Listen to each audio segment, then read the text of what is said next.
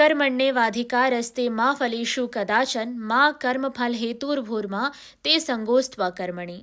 भागवत गीता में भगवान श्री कृष्ण अर्जुन से कहते हैं कि हे अर्जुन, तुम्हारा अधिकार सिर्फ कर्म करने में है, उसके फल में कभी नहीं।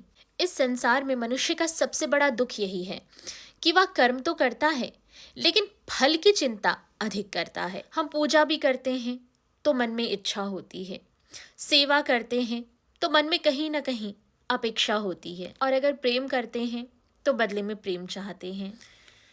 लेकिन जब इच्छाएं पूरी नहीं होती, अपेक्षाएं पूरी नहीं होती तो मन टूटता है, क्रोध आता है और मनुष्य फिर कहीं ना कहीं अपने कर्मों से ही निराश होने लगता है। लेकिन भागवत गीता में सिखाती है कि कर्म एक भक्ति है और फल भगवान की इच्छा। बीज बोना हमारे हाथ में है, लेकिन उसमें कब फल देना है, कितना देना है और किस रूप में देना है, ये ईश्वर ही तय करते हैं। कभी कभी मन में आता है, हम सोचते हैं कि हमारी मेहनत व्यर्थ चली गई, लेकिन भगवान किसी भी सच्चे कर्म को व्यर्थ नहीं जाने देते।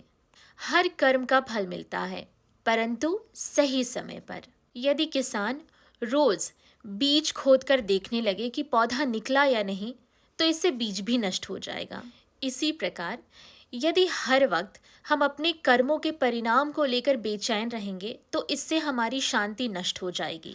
भगवान श्री कृष्ण इसलिए कहते हैं कि कर्म करो, पूरी निष्ठा से करो, पूरे प्रेम से करो, लेकिन कर्मों के फल में अपना मन मत बांधो, क्योंकि जो व्यक्ति फल की चिंता से मुक्त होकर कर्म करता है वही सच में योगी बनता है। और सबसे गहरी बात, माते संगोस्त्वा कर्मणि, अर्थात ऐसा भी मत सोचो कि अगर फल हमारा नहीं तो हम कर्म करना ही छोड़ दें।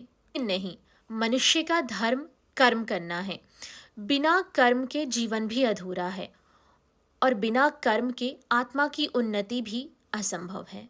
इसलिए कर्म करते रहिए और अपने हर एक कर्म को भगवान के चरणों में समर्पित कर दीजिए, क्योंकि जब कर्म पूजा बन जाता है, हमारी भक्ति बन जाती है, तब उन कर्मों के बंधन से हम मुक्त हो जाते हैं, उसमें बंधते नहीं हैं। जय श्री राधे कृष्णा।